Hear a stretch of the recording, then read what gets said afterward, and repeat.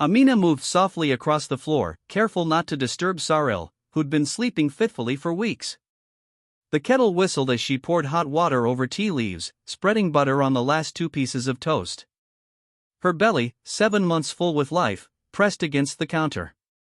But in a single moment, her world would shatter. Stay tuned to Real Stories Diary to find out how. She arranged the breakfast tray with a folded napkin, Saril's favorite mug, and a small bowl of honey. Every gesture mattered to her. She believed kindness could mend their strained relationship. Things hadn't been easy for months. Since Saril lost his job, tension hung like heavy fog. Still, Amina kept her faith, whispering prayers as she moved, hoping for good news. Saril stirred, walked out groggy, unshaven, dark circles under his eyes. He grabbed his phone, swiping through emails. Amina smiled faintly, offering the tray. "I made your tea," she said, trying to sound cheerful. He didn't respond, eyes locked on the screen. Then, his expression hardened. Another rejection. His shoulders stiffened. "I can't take this anymore," he muttered, throwing the phone with a thud. "You'll find something." "You always do," Amina said softly. He snapped. "Easy for you to say. You sit at home while I'm losing everything. Do you even understand the pressure I'm under?" "I didn't mean to upset you." "You didn't mean anything," he yelled, voice rising. "You think being pregnant gives you the right to talk down to me? You've become a burden, Amina. You and that child." What he did next will shock you. Keep listening to Real Stories Diary to hear Amina's incredible journey.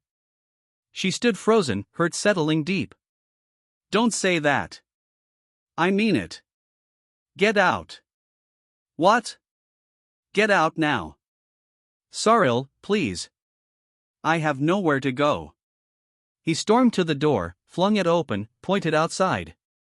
"Then sleep on the street. It's not my problem anymore." Tears streamed as she begged, but he didn't budge. With trembling hands, she gathered a small bag and stepped outside. The door slammed. The tray remained untouched, the tea growing cold as the city moved on, ignoring the broken woman standing alone, unborn child in her womb, heart shattered in her chest.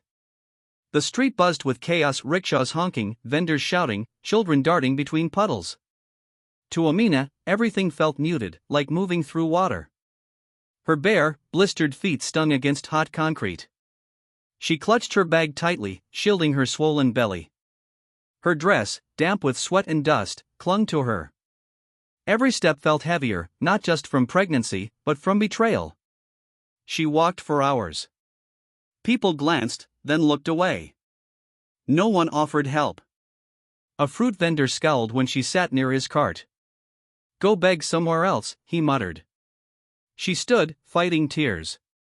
The sky darkened, rain tapping the pavement. At first, she welcomed the coolness, tilting her face upward. But soon, it became a downpour, her clothes sticking to her skin. She stumbled to a bus stop, its metal roof barely sheltering her, and sat shivering on the cold bench. She watched the rain fall like beads from heaven, washing away dirt. If only it could wash away pain. Her eyes closed, memories returning, bright, golden, like sunlight in a jar. Their wedding, simple but beautiful. Saril in a cream shalwar kameez, whispering, "I'll love you even when we're old and gray," holding her henna-stained hands. She believed him. Her chest tightened. Where had that man gone? A soft voice broke her thoughts. "Beta, are you all right?" Amina opened her eyes. An elderly woman in a faded shawl stood before her, holding a steel thermos and a folded blanket. Her eyes were kind, grandmotherly. Amina hesitated. The woman smiled. "It's okay. I won't ask questions. You just look like you could use some warmth." Amina's lips trembled. "I don't want to be a burden." The woman laughed softly. "You're not. You're a guest of fate tonight. I'm Zara." She poured tea into a small cup, offering it with steady hands. Amina took it, her fingers brushing Zara's, feeling human again, wrapped in the blanket, sipping sweet, hot tea. She closed her eyes, not in peace, but in exhausted surrender. She didn't know what tomorrow held, but tonight, she wasn't invisible. Someone had seen her, and that, for now, was enough. Zara's home wasn't a home in the usual sense. A modest two-story building on the quieter side of the city, tucked between an old mosque and a tiny tailor shop. Faded paint peeled off the walls, the roof leaked in heavy rain. But to the women there, it was a palace of second chances. The sign at the gate read Nana, a new world. The ride there was quiet. Amina sat in the auto rickshaw, blanket around her, tea warming her hands. Zara didn't ask questions, just offered her presence. Inside, the shelter buzzed with life, women chopping vegetables, children drawing with broken crayons, the faint hum of a harmonium. It smelled of cumin and hope. Zara introduced Amina to Fatima, a quiet woman with tired eyes and a toddler, and Jamila, fiery and outspoken, once a schoolteacher beaten for educating her daughter. "Another sister joins the ranks," Jamila said, raising her tin cup in a mock toast. "Welcome, Amina. You've survived the worst. Now you begin again." Amina didn't know what to say. Her heart was sore, her soul in pieces. But their warmth made her feel she wasn't alone in being thrown away. Days passed. The shelter had a rhythm: mornings cooking for over 20 women and children, afternoons teaching basic math and reading, evenings sewing clothes Zara sold at the market. Amina found comfort in these tasks. The children adored her gentle touch, her patient smile. In them, she saw her unborn son, and each laugh mended something inside her. One day, while stitching donated fabric with Jamila, a man in a dusty kurta entered, camera slung over his shoulder. Tall, slightly awkward, he introduced himself. "I'm Imran. I write for a local paper. I'm doing a story on this shelter. Zara invited me." The women glanced cautiously. Imran raised his hands. "I'm not here to exploit anyone. I want to tell the truth." "Your truth." Fatima stayed silent, but Jamila waved him in. "You want the truth? We've got more than your pen can hold." Amina watched as Imran interviewed Zara and the others, taking notes with care. Eventually, he sat beside her, asking gently if she'd share her story. Her hands trembled, but she looked at the peeling walls, the children playing, the women laughing, and nodded. She told him everything, not as a victim, but as a woman learning to stand again. Imran listened without interrupting. When she finished, he said quietly, "The world needs to hear this." Amina didn't think her story could go beyond these walls. She was wrong. This was only the beginning on Real Stories Diary. Imran spent 2 days reflecting, Amina's voice echoing like a powerful melody. She carried her pain as a badge, never asking for pity, just telling the truth. Late at night, he wrote. The words poured out. He titled the article, "Thrown Away at 7 Months Pregnant, But Look at Her Now." It detailed her expulsion, her journey on the streets, her resilience in the shelter. He wrote about Zara's compassion, the sisterhood, and Amina's transformation from broken to a beacon of strength. Published in the newspaper's Sunday edition and shared on his blog, the website crashed from traffic by morning. By afternoon, it was shared over 70,000 times. Comments flooded in, "This woman is braver than most. I cried reading this. Where can I donate?" By week's end, donations poured in: the school supplies from a retired teacher, free checkups from a doctor, and anonymous donor funding repairs for the shelter's roof, walls, and beds. Zara wept, her decades of quiet work suddenly seen by the world. Amina found herself at the center of attention. Strangers sent letters thanking her. A university invited her to speak at a women's empowerment summit. Terrified, she hesitated, but Zara said, "You spoke from the heart once. Do it again. For you." Wearing a donated navy dress, her baby bump visible, Amina stood proudly at the summit. The hall was packed. She took a deep breath. There was a day not long ago when I stood in the street, barefoot, pregnant, with nowhere to go. I was told I was nothing, a burden, unlovable. But here I am, not because someone rescued me, but because I remembered who I was. Because women like Zara reminded me broken doesn't mean worthless. The silence broke into applause, then a standing ovation. Women cried, clapped, hands raised high. This is Real Stories Diary, where courage rises from ashes. A woman in a tailored pantsuit approached Amina after the speech. I'm Rana Malik, CEO of a textile brand and founder of a women's vocational network. I was once where you were. I see that firing you. I'm opening a training center next month. I want you to manage it. Amina blinked, stunned. Me? Yes. You've lived the struggle. You're ready to lead others through it. Tears welled up. Amina accepted with a trembling handshake. Back at the shelter, Jamila danced, Fatima baked parathas, and the children sang songs with Amina's name. Amina looked at her belly, whispering to her unborn son, "We're going to be okay. More than okay. We're going to thrive." And she believed it. Saril leaned back in his worn armchair, the TV flickering. The house was too quiet, suffocating. Scrolling his phone, he saw the headline, "Thrown away at 7 months pregnant, but look at her now." He froze. There was Amina, confident, speaking at a conference. He snorted, muttering, "Drama," but something twisted in his chest. He didn't read further or watch the video. At his parents' house, his mother held up her phone. "Is it true? You threw her out while pregnant?" His father stared at a tablet. "You said she left." Saril shifted. "You believe a blog over your son?" "She didn't write it."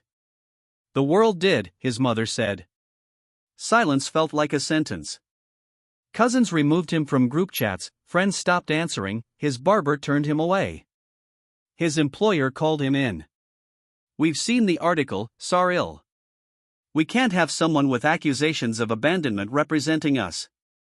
Handed a severance letter, he was shown the door. Saril unraveled, unshaven, clothes unchanged, bottles piling up. The house, once filled with Amina's voice, felt like a tomb. Her slippers under the bed, her jasmine-scented scarf on a chair. Late at night, half-drunk, he watched her speech. She stood unbroken, and when applause erupted, he felt shame, pure, aching shame. He tried calling. Her number was changed. He thought of the shelter but couldn't face her. He stayed in his empty home, walls closing in. Amina became a phoenix, he turned to ash. Only on Real Stories Diary do you witness such raw transformation. The first pain came at dawn. Amina, slicing vegetables, gripped the counter as a sharp cramp hit. Fatima noticed. "Amina, are you okay?" She nodded, exhaling. "I think it's time." The house came alive. Jamila grabbed the emergency bag, Zara called the clinic. Women gathered, helping Amina lie down, whispering prayers, bringing water and cloths. Hours passed, pain in crescendos. Amina bore it fiercely. Fatima held her hand, Jamila brushed her hair. As afternoon light spilled across the floor, a cry pierced the air. A nurse placed a small, pink, squirming baby on Amina's chest. His eyes shut, fists clenched, lungs strong. "Noor," she whispered. "My light." Fatima wept, Jamila laughed through tears. "Look at you, little man, surrounded by warriors." A photo captured it, Amina in bed, Noor on her chest, Fatima and Jamila beside her, Zara praying at the frame's edge. Imran shared it that evening, she was thrown out carrying life. Today, she gave life back to the world. The post spread like wildfire, comments flooding with blessings. Amina didn't care about the likes. Holding Noor, his fingers around hers, she felt quiet power. She'd been thrown away, yet here she was, holding the light. 7 months later, at the National Summit on Women's Rights and Resilience, Amina stood backstage, Noor in a caretaker's arms. She wore a white kurta with gold embroidery, no fear. Her portrait with Noor hung among banners of women who'd defied odds. "Please welcome Amina Qureshi," the announcer said. Applause roared. She scanned the crowd, strangers turned allies. "There was a time I believed my life ended when I was pushed out of my home. Barefoot, pregnant, invisible on streets I once walked with dignity. But it wasn't the end. It was a beginning in disguise." She paused. I've met women who lost everything but kept their courage. I've held hands with children born in shelters who laugh louder than anyone. Strength doesn't roar, it whispers, try again every day. She looked at the cameras. When they throw you out, they think they're ending your story, but maybe they're starting your next chapter. The hall erupted, tears, applause, standing ovation. In the back, Saril stood in shadows, hunched, guilt-aged. He stayed until her last word, then approached. Amina, I saw everything, articles, speech, Noor. I know sorry isn't enough. She looked at him, the man who failed her. I forgave you long ago. Not for you, for me. I needed peace. But I won't go back to who I was. She stepped back, kissing Noor's forehead. Without another word, she walked away, graceful, proud, whole. Real Stories Diary captures this unforgettable moment. The new shelter stood proudly, its white walls gleaming, sign in bold blue, New Beginnings, a safe haven for women. Classrooms, sewing stations, a clinic, counseling rooms, once a lifeline, now a lifeboat. Amina, in her late 20s, walked the halls with calm authority, her presence commanding respect through purpose. Dressed in a pink kurta, clipboard in hand, she checked on staff, greeted residents, scooped up toddlers. Noor, now 2, toddled in the daycare, grinning, followed by older children. Every woman treated him like their own. His laughter fueled them. Zara, slower but sharp, watched Amina. You've built more than a shelter, my dear. A movement. Amina smiled. We built it together. That evening, as the sky turned gold, Amina walked outside. She saw a young girl, barely 20, hunched on a bench, shawl over her belly, face tear-streaked. Amina approached. Are you okay? No answer. Do you need somewhere to go? Silence, shame. Amina sat beside her. I once sat where you are. Pregnant, alone, thrown out by the person who promised to protect me. The girl looked up, startled. Amina smiled, holding out her hand. You don't have to stay here. Come with me. We'll figure it out together. The girl took her hand. They walked to the shelter. Noor ran to Amina, who scooped him up, placing an arm around the girl. Some endings are beginnings in disguise. What one man threw away, the world helped me raise. And with that, the door of new beginnings closed behind them, ready to open for the next story waiting to be written. Stay with Real Stories Diary for more stories of resilience.